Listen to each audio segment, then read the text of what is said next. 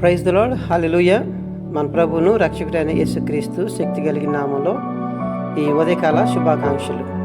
ఈరోజు దేవుని వాక్యము, నీవు చూచున్న ఈ దేశమంతటిని నీకును నీ సంతానముకును సదాకాలము ఇచ్చేదను. ఆదికాండము 13వ అధ్యాయము 15వ వచనం. ఎస్ఏ కీన్ అనే భక్తుడు ఇలా అంటున్నాడు: నెరవేర్చడానికి ఇష్టం లేని కోరిక దేన్ని పరిశుద్ధాత్మ నీలో కలిగించడు. కాబట్టి నీ విశ్వాసం రెక్కలు విప్పుకొని ఆకాశానికి ఎగిరి నీ కంటికి ఆరినంత మేర ఉన్న భూమిని స్వాధీనం చేసుకోవాలి. విశ్వాసం అనే కంటితో నువ్వు చూసిన ప్రతి దీవెన నీ సొంతం అయినట్టే అని భావించాలి. ఎంత దూరం చూడగలిగితే అంత దూరం చూడు, అదంతా నీదే. క్రైస్తవ జీవితంలో ఏ సుదూర తీరాలను చేరాలనుకుంటున్నావో, క్రీస్తుకు ఎంత శ్రేష్టమైన సేవ చేయాలనుకుంటున్నావో అవన్నీ విశ్వాసంలో సాధ్యమే అవుతాయి. ఆయన తన మహిమ సంపూర్ణతను చూడగలిగేలా నీ ఆత్మనేత్రాలను తెరిచినప్పుడు నువ్వు చూసేదంతా నీ వారసత్వం అన్న నిశ్చయతను కలిగి ఉండాలి. తన వాక్యంలో ఆయన చేసిన వాగ్దానాలు, ఆయన ప్రేరణ వల్ల నీలో నిదురులేచే ఆకాంక్షలు, యేసుని వెంబడించే వారికి దొరికే అవకాశాలు అన్నీ నీ సొంతమే అవుతాయి. వాటిని స్వాధీనం చేసుకోవాలి. నీ కనుచూపు మేరలోని భూమంతా నీకు ఇవ్వబడుతుంది. మన దేవునికి మనపై ఉన్న కృప మన మనసులో తలెత్తే స్పందనలోనే ప్రత్యక్షపరచబడుతుంది.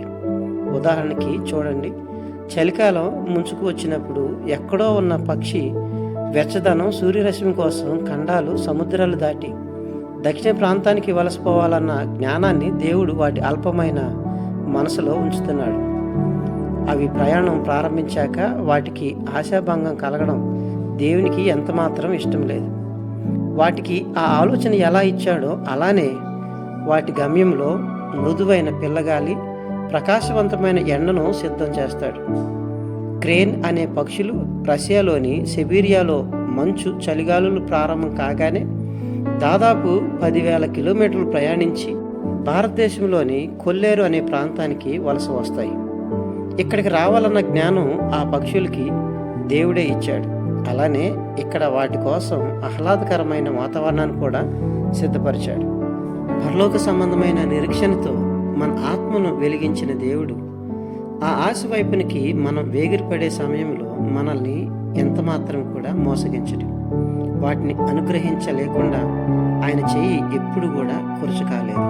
కాబట్టి ప్రియమిత్రులారా, ఆయన మీద విశ్వాసం ఉంచి నిరీక్షణతో ముందుకు సాగితే దేవుడు గొప్ప కార్యాలు మన పట్ల మనకు దయచేస్తాడు.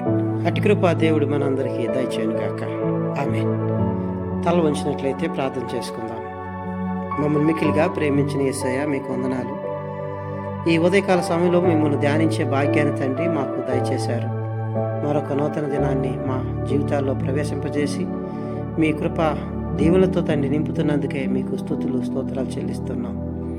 అయ్యా తండ్రి, ఈ చిన్న పక్షులు, కొంగలు 10,000 కిలోమీటర్ల తండ్రి ప్రయాణించి భారతదేశానికి వచ్చి అయ్యా ఇక్కడ సుఖంగా జీవించి మరలా తిరిగి వెళ్ళగలిగే జ్ఞానాన్ని ప్రభా వాటికి ఇచ్చారు. వాటి పట్ల మీ యొక్క కృపను ఎంతో విశలపరిచినటువంటి మీరు మా పట్ల తండ్రి మీ కృపను ఇంకను ప్రభా విస్తృతంగా తండ్రి నాయన మా పట్ల దయచేస్తున్నందుకే మీకు వందనాలు స్తుతులు చెల్లిస్తూ ఉన్నాం. ఎందుకంటే ఆకాశ పక్షుల కంటే మేము ఎంతైనా మిన్నని మీ వాక్యం ద్వారా మేము తెలుసుకోగలుగుతున్నాం.